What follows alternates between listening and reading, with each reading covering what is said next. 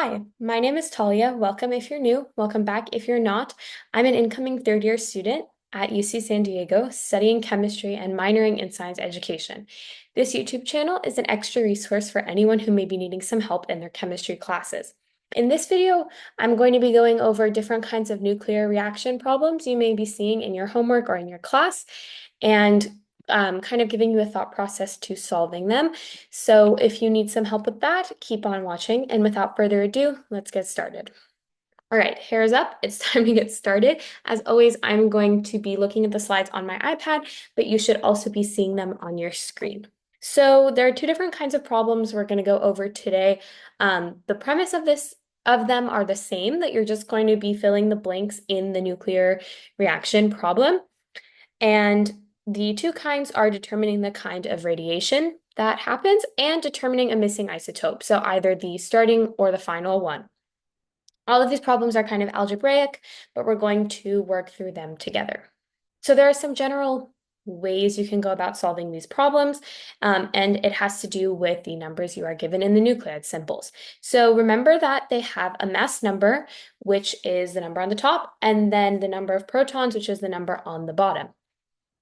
And based on what you're given in the problem, which I'll show you on the next slide, you can do some subtraction or addition to find out your missing piece of the nuclear reaction puzzle.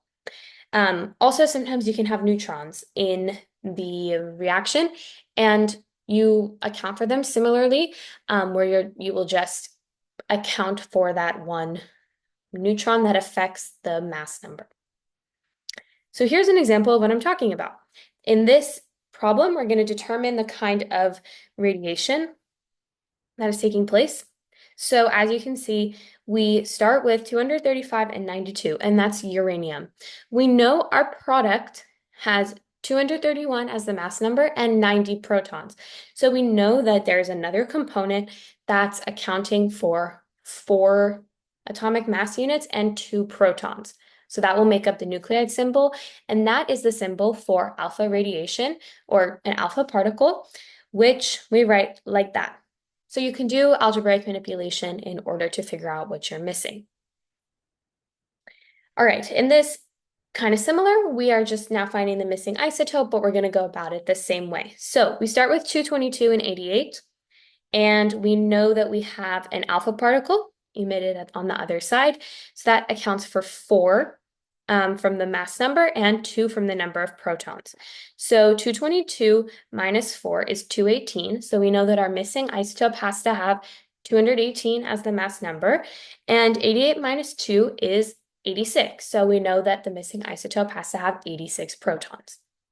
And that's the nucleide symbol for radon.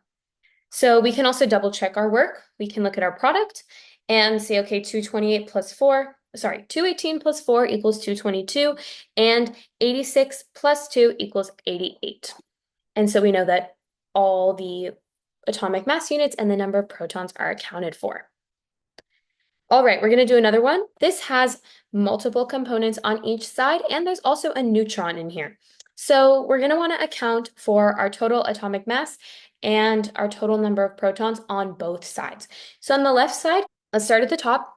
We have 63 for the mass number of copper and 1 for the mass number of hydrogen. So we know that on our right side, all of the top numbers of the nucleide symbols, or all of the mass numbers, should equal 64, so that it's equal on both sides. And then we want to do the same for the bottom. We have 29 protons from copper and 1 from hydrogen, so the number of protons on the right side must equal 30. So now what do we have on the right side? We'll start with the top number, the mass number, because that's easier. We're trying to get to 64, and we have 38 and 1, so that's 39, which means that our leftover isotope will have a mass number of 25, because 39 plus 25 is 64. And then let's look at the number of protons. We have 17 from chlorine, 0 from a neutron, because a neutron does not have any protons. It just is one neutron, so it contributes 1 to the mass number. So 30 minus 17 is 13. So the nucleide symbol for our missing isotope is going to be 25 on the top, 13 on the bottom, and that is an isotope of aluminum. So I'm going about all of these problems similarly, figuring out what do I have and what am I trying to get to, and then we can do subtraction to find out what we are missing. All right, that was the end of this video on nuclear reactions. Next time, I'm going to be talking about half-life. So whip out your log rules and get ready for some more algebraic manipulation. We're going to be doing a ton of practice in that video as well. So I hope you'll join me back if you need some reviewing or learning of half-life. Please feel free to leave any comments or questions that you have in the comment section below, and I will do my best to answer them. I hope you enjoyed this video and good luck learning chemistry.